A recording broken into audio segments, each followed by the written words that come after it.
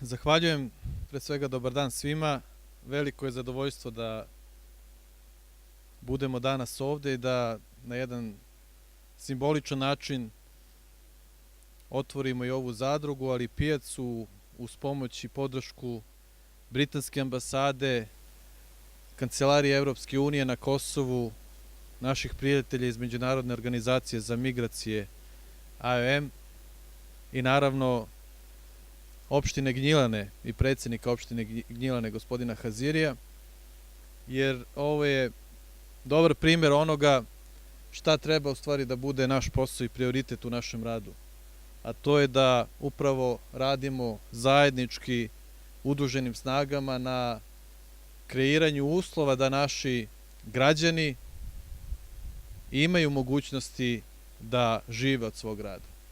I ova zadruga ovde i pijaca koju smo danas otvorili je upravo projekat koji će omogućiti meštanima Kmetovca da svoje proizvode ne samo proizvode, već i plasiraju. Mada znam da postoji još puno problema koje moramo da rešimo i koje rešavamo, pogotovo kada je o plasmanu njihovih proizvoda reč, ali sa druge strane, korak po korak, radeći na ovakvim projektima, uspevamo da rešavamo jedan po jedan problem.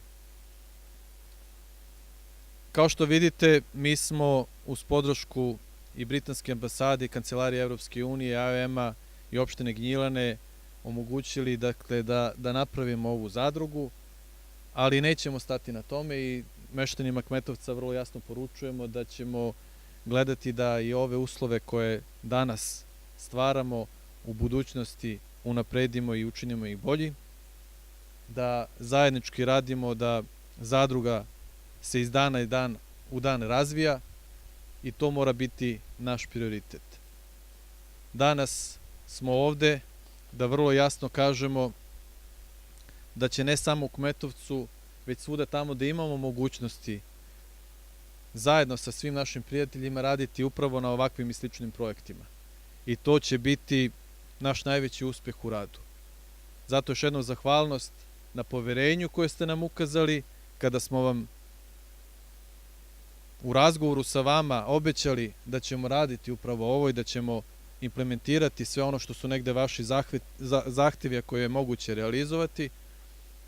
I znam da sada imate više poverenja kada kažemo da nećemo da se zaustavimo na ovome i da ćemo, kao što sam već rekao, nastaviti da vam pomožemo i da vam budemo podrška u skladu sa našim mogućnostima. Još jednom hvala i svako dobro.